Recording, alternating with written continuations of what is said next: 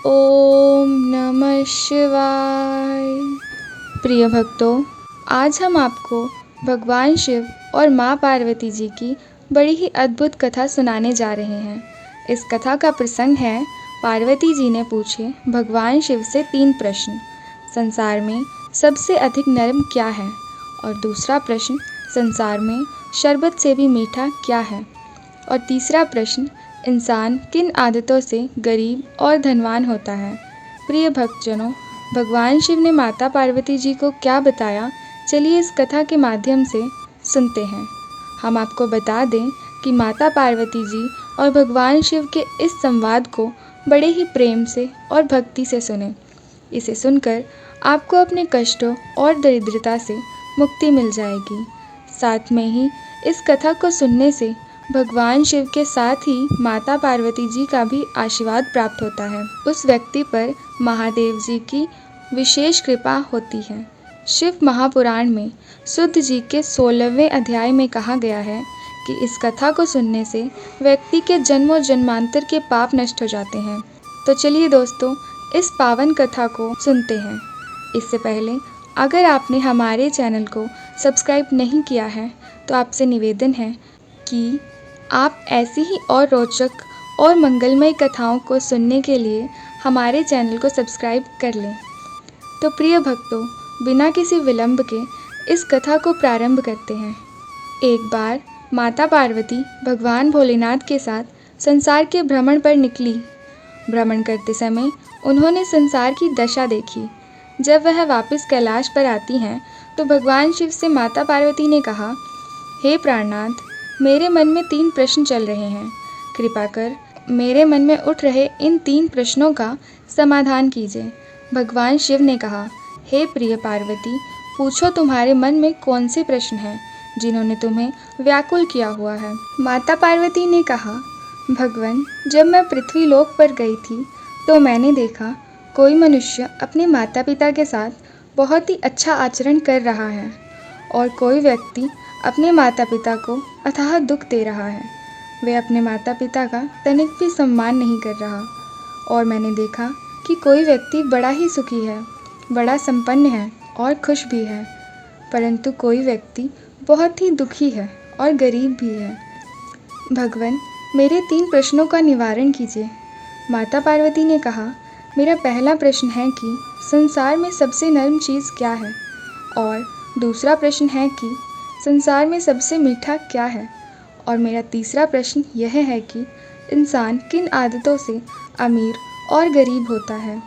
माता पार्वती के वचनों को सुनकर भगवान शिव ने कहा, हे पार्वती, हे देवी, चलिए मैं आपको सुनाता हूँ। आप ध्यान से सुनिएगा और सोइएगा तनिक भी नहीं। माता पार्वती ने कहा, हे प्रभु, आप कथा सुनाना प्रारंभ कीजिए, मैं तनिक भी निद्रा में नहीं जाऊंगी। अब भगवान शिव ने कथा कहना प्रारंभ कर दिया। भगवान शिव ने कहा, हे पार्वती, मैं आपको एक कथा सुनाता हूँ जिसमें आपके इन तीनों प्रश्नों का उत्तर मिल जाएगा। तो इस कथा को ध्यान से सुनिएगा। कथा इस प्रकार है। किसी नगर में एक बहुत बड़ा सेठ रहता था जो कि बहुत धनवान था। वह सेठ दूर विदेश में जाकर व्यापार किया करता था। उसकी 3 पुत्रियां थीं। तीनों अति सुंदर थीं और गुणवान थी। वह तीनों देखने में किसी राजकुमारी की तरह लगती थी। ऐसा लगता था कि जैसे वह किसी सेठ की बेटी नहीं अपितु किसी राजा महाराजा की बेटी हो। अब इस प्रकार से सेठ का जीवन व्यतीत हो रहा था, सुखी पूर्वक गुजर रहा था। एक दिन सेठ को विदेश में व्यापार के लिए जाना पड़ता है। तब उसके मन में विचार आया कि मैं विदेश में व्यापार के लिए जा ही रहा हूँ तो क्यों ना मैं विदेश से अपनी पुत्रियों के लिए कुछ ना कुछ चीज़ें लेकर आऊँ, अपनी पुत्रियों को दूँ। ऐसा विचार कर वह सेठ अपनी पत्नी के पास जाता है और कहता है, सेठानी जी, मेरे मन में एक विचार आया है। यदि मैं विदेश यात्रा में व्यापार के लिए जा ही रहा हूँ तो क्यों ना विदेश यात्रा से अपनी पुत्रियों के लिए कुछ ना कुछ लेकर आऊँ और उन्हें दूँ। अपने पति की बात सुनकर सेठानी ने कहा कि हे प्राणनाथ, आप विदेश जाएंगे और अपनी पुत्रियों के लिए वहाँ से कुछ ना कुछ लेकर आएंगे। इससे अच्छा है कि आप अपनी पुत्रियों से ही पूछ लीजिए कि उन्हें क्या चाहिए। इसके बाद वह सेठ अपनी तीनों पुत्रियों को अपने पास बुलाता है और वह अपनी सबसे बड़ी पुत्री से पूछता है कि बेटी, तुम मुझसे कितना प्रेम करती हो।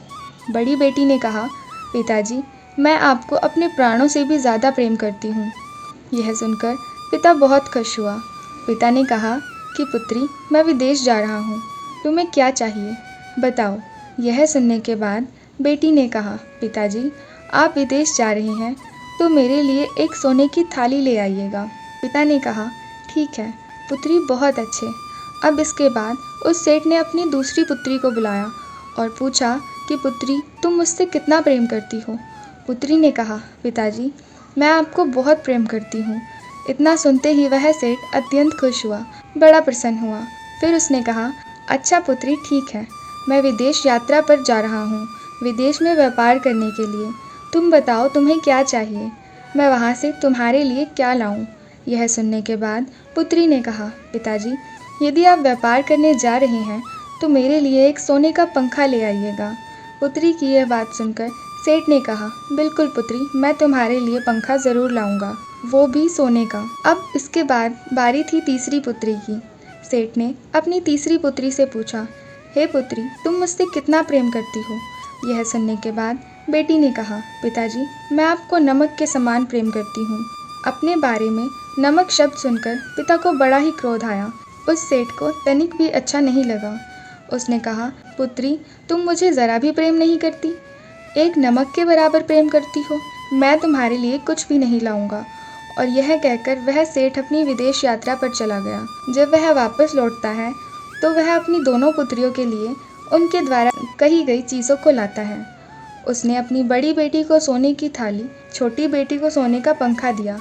उसने अपनी तीसरी बेटी से कहा कि बेटी, तुमने मेरा अपमान किया, तुम मुझे बिल्कुल भी प्रेम नहीं करती, नमक के बराबर प्रेम करती हो, इसीलिए मैं तेरे लिए कुछ नहीं लाया और न ही जीवन भर मैं तुम्हें कुछ देने वाला हूँ। यह सुनकर उस पुत्री को ज़रा भी दुख नहीं हुआ और वह प्रसन्न रही। और बाकी की दोनों पुत्रियाँ अपना अपना उपहार पाकर वह अति प्रसन्न हो गई। अपना उपहार पाकर वो फूला नहीं समा रही थी। उनके साथ ही उनकी छोटी बहन, जो कि सबसे छोटी थी, उनकी खुशी में बहुत खुश थी। कुछ दिन बीतते हैं तो उसके नगर में एक राजकुमार घोड़े पर सवार होकर नगर में भ्रमण के लिए आता है। राजकुमार को प्यास लग जाती है तो संयोगवश वह राजकुमार उस सेठ के घर पहुंच जाता है और सेठ से पानी पीने का आग्रह करता है। सेठ ने उसे पानी पिलाया। तभी उस राजकुमार की नज़र उस सेठ की सबसे छोटी पुत्री पर पड़ जाती है। राजकुमार ने कहा, सेठ जी, आपकी पुत्री अति ही सुंदर है। मुझे आपकी सबसे छोटी पुत्री बहुत पसंद है। मैं उसे देखते ही मंत्रमुग्ध हो गया हूँ। मैं उससे विवाह करना चाहता हूँ। यह सुनने के बाद सेठ ने कहा, राजकुमार, आप मेरी पुत्री से विवाह करना चाहते हैं, यह तो बहुत अच्छी बात है। यह तो मेरी पुत्री का सौभाग्य है, परंतु मेरे पास मेरी 2 पुत्रियां और हैं जो कि तीसरी वाली से बड़ी हैं, तो इसीलिए मैं बिना दोनों का विवाह करे अपनी तीसरी पुत्री का विवाह नहीं कर सकता। यदि आपकी इच्छा हो तो आप मेरी बड़ी बेटी से विवाह कर सकते हो। आगे भगवान शिव ने कहा, हे पार्वती, तुम सो मत जाना, मेरी बातों को ध्यान से सुनना। पार्वती जी ने कहा, हे भगवान, मैं आपकी कथा को बड़ी ही ध्यानपूर्वक सुन रही हूँ, आप आगे कहिए। भगवान शिव ने कहा, हे पार्वती। उस राजकुमार ने कहा, सेठ जी, मैं आपकी बड़ी पुत्री से विवाह कर लूँगा, लेकिन इससे पहले मुझे अपने माता पिता की आज्ञा लेनी होगी। इसके लिए मुझे आपकी पुत्री को अपने साथ राजमहल में ले जाना होगा। यदि मेरे माता पिता ने आपकी पुत्री को पसंद कर लिया तो मैं आपकी पुत्री से विवाह कर लूँगा। तब इसके लिए सेठ तैयार हो जाता है। सेठ ने कहा, राजकुमार, मुझे आपके ऊपर पूर्ण विश्वास है।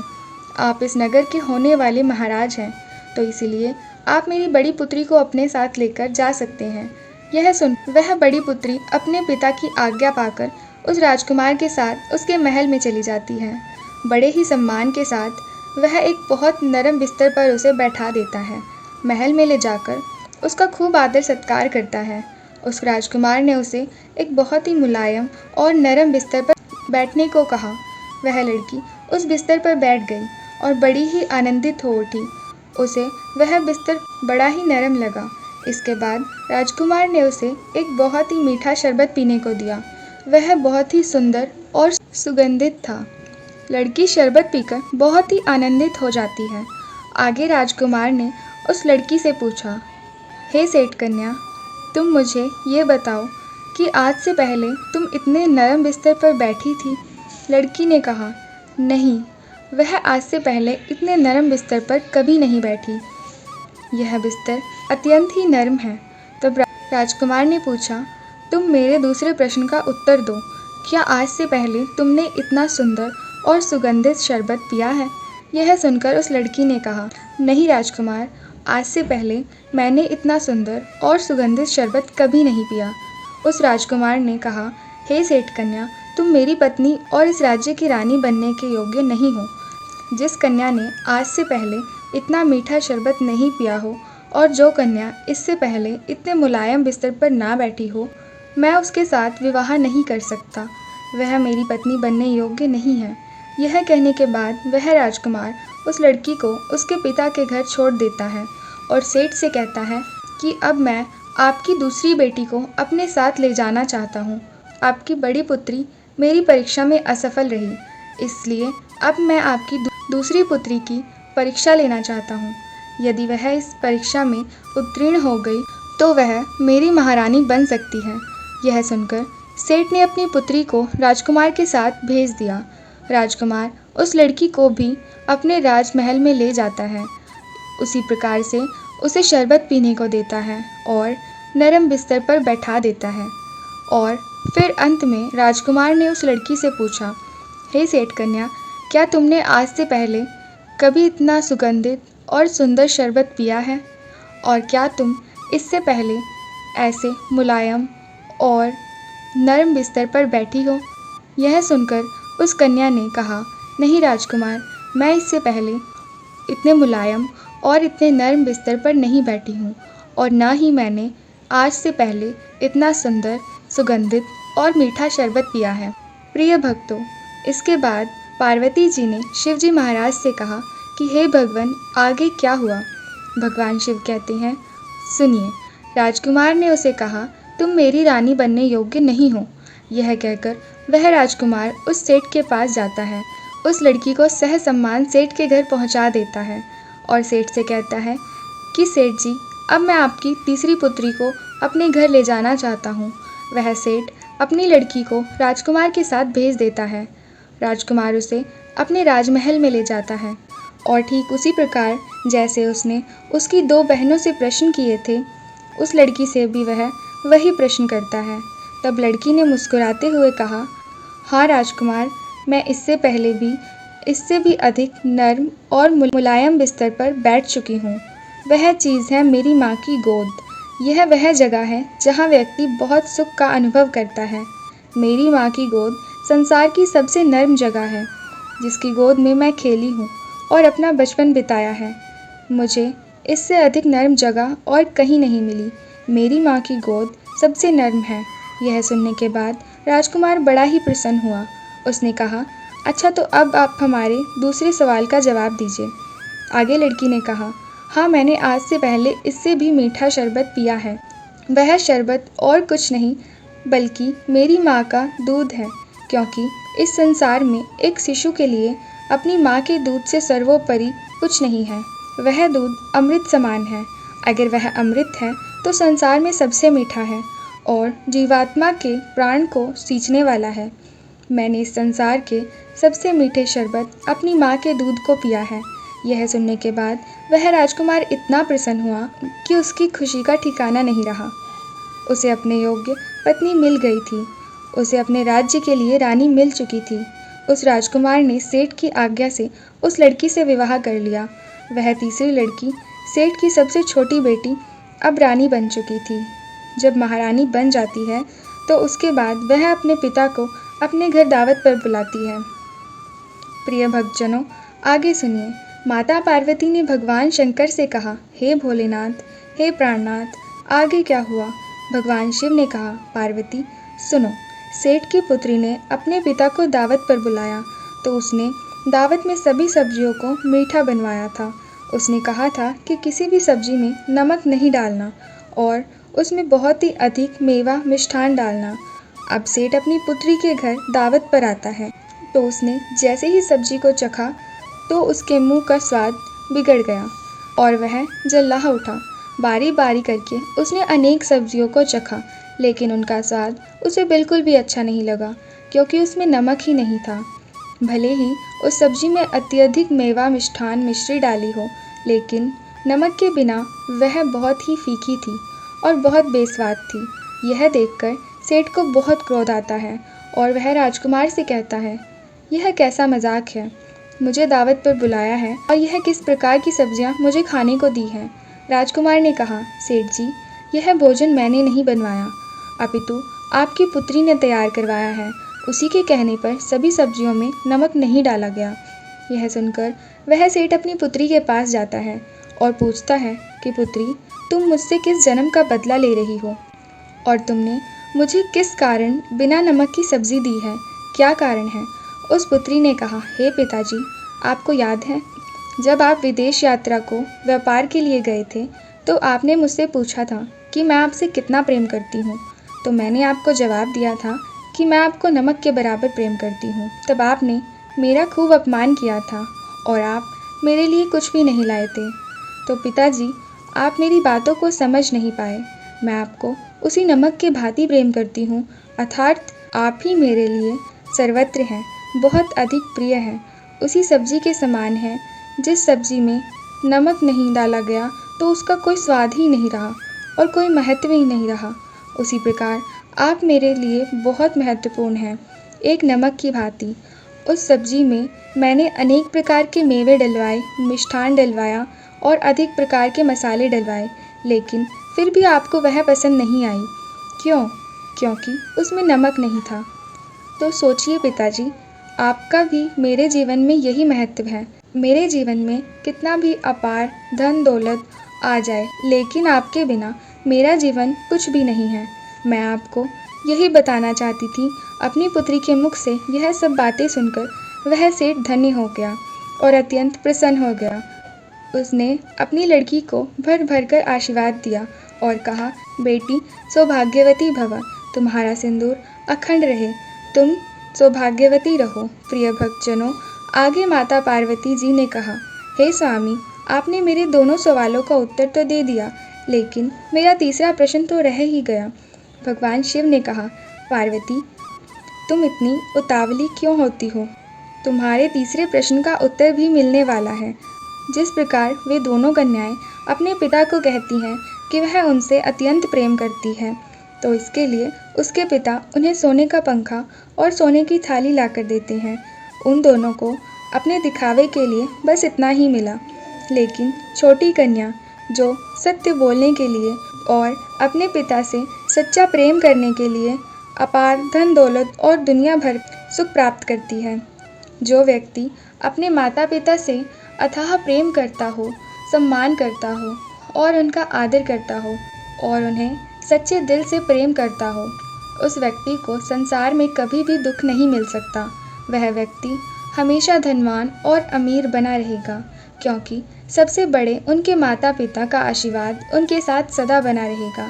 जब तक व्यक्ति के पास अपने माता पिता का आशीर्वाद नहीं होता, तब तक वह चाहे कितने ही प्रयास कर ले, परंतु भगवान का भी आशीर्वाद उसे नहीं मिलता। तो इसी प्रकार से माता पिता के आशीर्वाद की वजह से और अपने माता पिता से सच्चा प्रेम करने से उस पुत्री का जीवन धन्य हो गया और उन बाकी पुत्रियों को एक सोने की थाली और केवल एक सोने का पंखा ही मिला। यह सुनकर माता पार्वती धन्य हो गई। उन्होंने कहा, हे प्रभु, आपको कोटि कोटि नमन। आपने मुझे जीवन के सार को समझाया, आपने मुझे बहुत बड़ी शिक्षा दी है। तो प्रिय भक्तों, इस प्रकार भगवान शिव ने माता पार्वती को सभी प्रश्नों के उत्तर समझाए।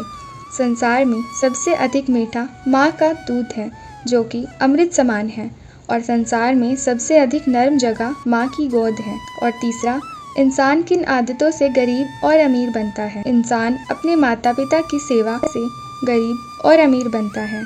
तो प्रिय भक्तों, प्रेम से बोलिए, पार्वती पति पतेह हर हर महादेव। ओम नमः शिवाय। जय शिव शंकर। यदि आपको हमारी कथा पसंद आई तो वीडियो को लाइक कीजिएगा और हमारे चैनल को सब्सक्राइब कीजिएगा ताकि हमारी आने वाली सभी वीडियोस का नोटिफिकेशन आपको सबसे पहले मिलता रहे। और कमेंट में राधे राधे लिखना ना भूलें। राधे राधे।